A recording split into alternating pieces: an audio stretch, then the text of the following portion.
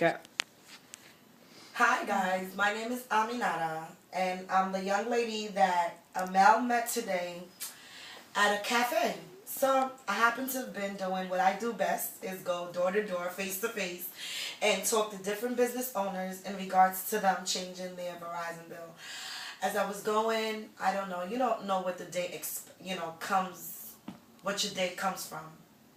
I think I said it right, right? Mm-hmm. So, here I was walking and I met a lady named Tracy today, Afrocentric type of woman. We were going back and forth about eating healthy and making sure not to eat meat. So I went around, went back across the street, came across this beautiful cafe, and I think the name of it was Connecticut Coffee. I believe it was. And that's where Amel was sitting, and I approached her. She happened to have had a book that said something about spirits. So I was like, wow, interesting, spirits. So I wanted to see, because she looked like a superstar. So I wanted to see what she was all about. So me being a person who talks to everybody and is not afraid to approach anybody and talk and ask for nothing, actually approached Amel and said, hey, so how you doing? Introduced myself, what are you into? And, we began to speak, and she told me she was getting ready to go back to Atlanta, and she had bought a train ticket. Her friend and so forth went to Miami. So I was like, really? So I said, are you looking for somewhere to stay? Because I've been looking for a roommate. So she said, oh, really? That's awesome. And, I asked her to come over. Here we are in the Bronx. So I've done this type of things before where, I allow... How is it coming? Keep going. So, I've done a lot of different things, like meet strangers, talk to them. I've even left my theater with a stranger before, after 30 minutes of talking, because I'm just a people's person. I think I know the whole world. I spoke, I told her, you could come to my apartment. I have a 3-bedroom apartment. And that's where we're currently sitting, and she wanted to do an interview. So I get to speak. Because really, I told her you better not be recording me and sending nowhere else. Because I am a superstar, destined to be. So this is just to get started. So now we at my house and we're just going through getting to know each other. She's originally from Georgia. I lived in Georgia for 6 months. I actually left New York City to go out to Georgia. It was an exciting trip. My life has been really interesting. I travel places with no money, and there are people, strangers that come to my aid. So I think if people do that for me, I could do that for people as well. So in life, whatever you do, always do good, and good follows you. So if somebody does good for you, make sure you can do good to others. Whether it's the smallest thing to the biggest thing, what you need to learn is that people are going to be in need. No matter your past experience of going through struggles and being hurt by people, it's always good to have a good heart and be open to helping the world, because that's what God says to do. Because if Jesus was to come here today, he would want us to help everybody.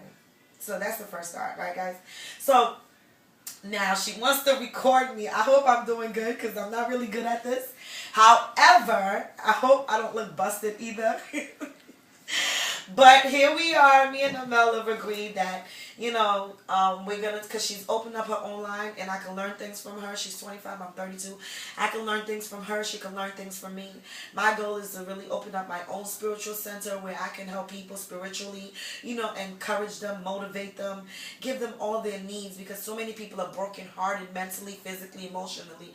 But what society really focuses on is on the fact of people's physical state. But what happens to people's spiritual state? And this is where society has not focused on. So here I am. I'm a person that's gone through so much struggles, so much things. I've actually survived in New York City.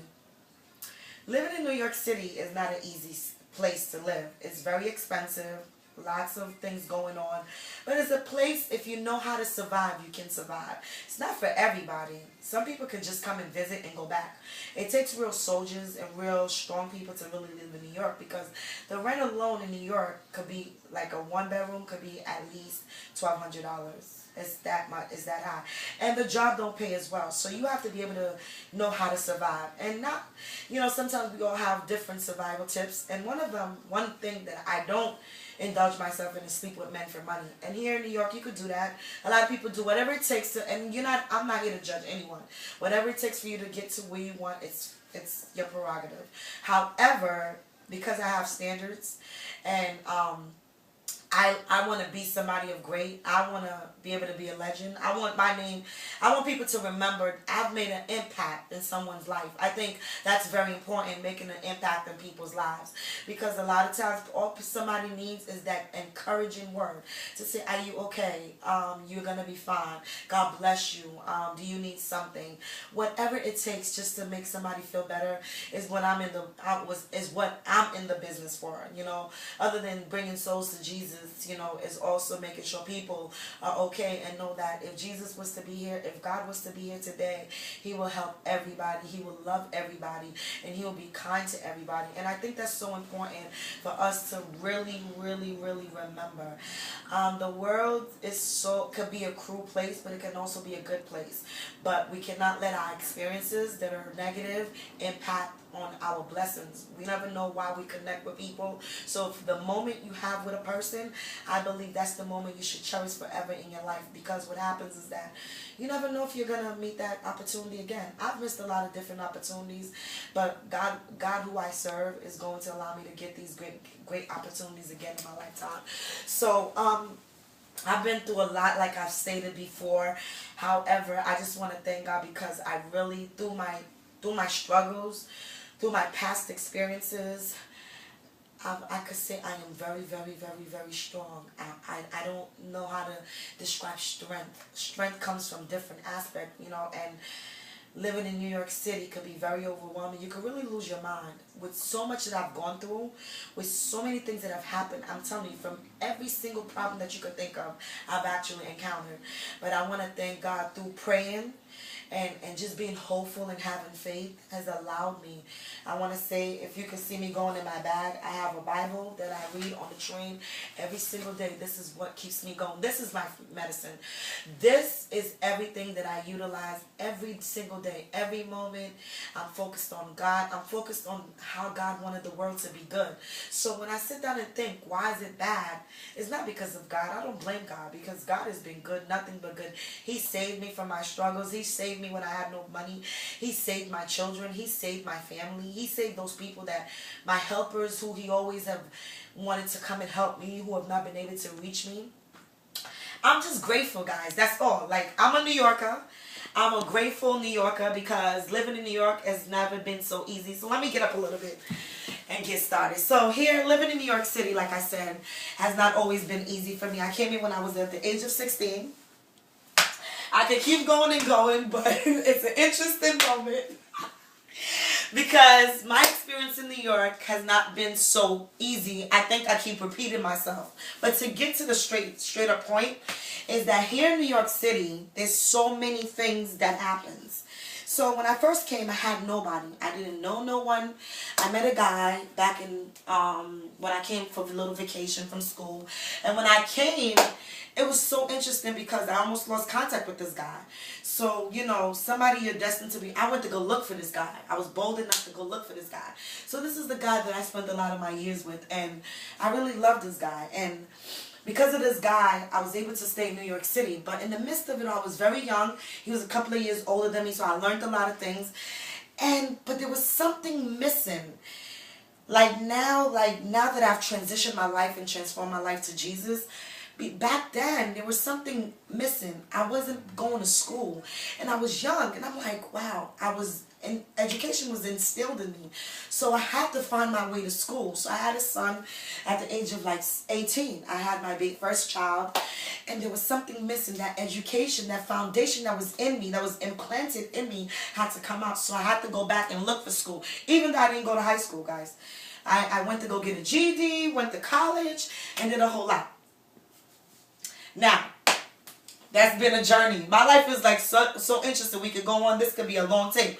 But just to shorten it up, it's the fact that I went to school, did the same thing over and over and over for like 6 years. I got me my bachelor's. Me and my sister had an argument for about 2 hours because she didn't think I can accomplish it. So I had something to prove. Just like I have something to prove that I am going to be successful and I am going to be a legend. And this tape that we're recording right now is going to have to be shown to the world, because this was just we're just messing around, but it could be something serious, making a lot of money. So now, me and my sister argued so long on the phone because she didn't think that I could do it, but I had confidence in me.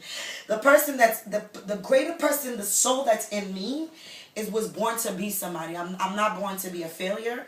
I'm not born to be a waste.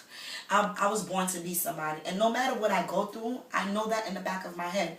I'm very important. And once you understand yourself and you know who God created you to be, you will never allow situations or people, negativity to ever have an impact. Do you understand? So now, going to school, doing the same thing over and over, I came across a lot of good people. I was so blessed that I didn't even understand how blessed I was. I didn't recognize my blessings.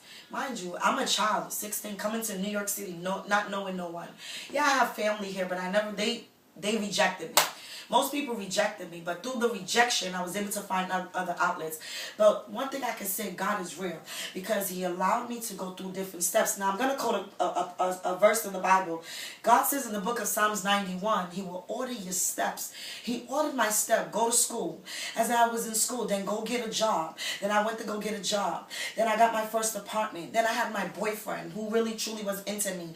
And he showed me everything. Even though I was a little crazy, he was always into me. So I was so blessed that